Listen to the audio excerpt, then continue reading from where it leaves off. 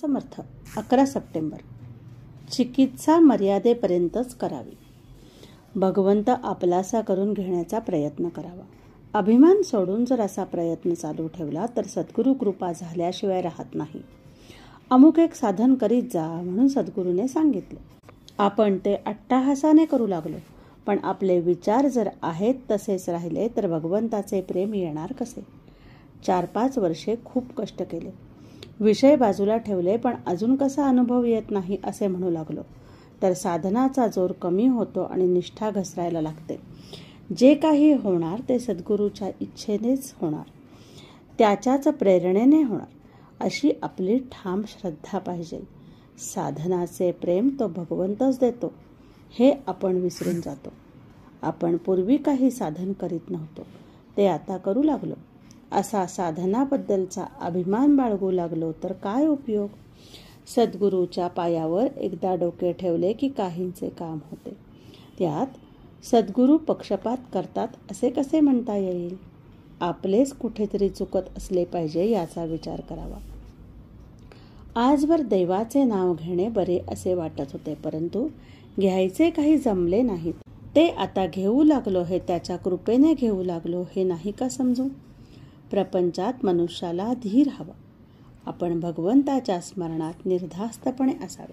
फार चिकित्सा करण्याने नुकसान होते.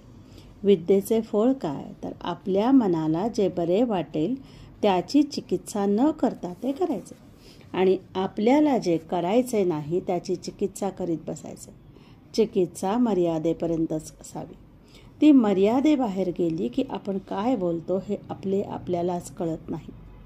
एक मुलगा रोज तालमीत जातो आणि चांगले दूध तूप खातो, पण तो जर दिवसेंदिवस वाळू लागला आणि हडकुळा दिसू लागला तर त्याला काहीतरी रोग आहे असे नक्की समजावे. त्याचप्रमाणे सध्याच्या सुधारणेने माणूस पाण्यावर, हवेत, जिकडे तिकडे वेगाने जाऊ लागला आहे खरा, पण तो दिवसेंदिवस जास्त असमाधानी बनत चालला आहे. हे काही खऱ्या सुधारणेचे लक्षण नाही.